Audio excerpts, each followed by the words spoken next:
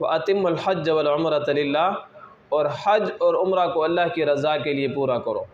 حج اور عمرہ یہ اللہ تعالیٰ کی رضا کے لیے۔ حج مخصوص دنوں میں عبادت کا نام ہے، 8 ذی الحجہ سے لے کر 13 ذی الحجہ تک، 8 ذی الحجہ، 9 ذی الحجہ، 10 ذی الحجہ، 11 ذی الحجہ، 12 ذی الحجہ، 12 تک بھی پورا ہو سکتا ہے، اور 13 ذی الحجہ۔ یہ حج صرف ان دنوں میں کیا جا سکتا ہے، اور اس عبادت کو حج اکبر کہتے ہیں۔ حج اصغر، ہر عمرے کو حج اصغر کہتے ہیں۔ جس بندے نے عمرہ کر لیا تو اس نے حج اصغر کیا، اور جو بندہ حج کر رہا ہے ان دنوں میں، 5-6 دنوں میں جو حج کر رہا ہے، یہ حج اکبر ہے۔ 8 ذی الحجہ سے لے کر 13 ذی الحجہ تک یہ حج اکبر ہے۔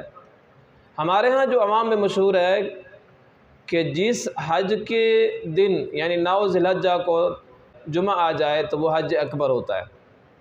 نہ کسی حدیث میں اس کی فضیلت بیان ہوئی ہے، نہ قرآن کی کسی آیت میں ہے، نہ کسی فقیہ نے لکھا ہے، نہ کسی محدث نے لکھا ہے۔ یہ صرف عوام کے اندر مشہور ہے کہ حج اکبر وہ ہوتا ہے جو جمعے کو آ جائے، حالانکہ ہر حج حج اکبر ہوتا ہے۔ حج اصغر تو عمرہ ہوتا ہے، عمرے کو حج اصغر کہتے ہیں اور حج کو حج اکبر کہتے ہیں۔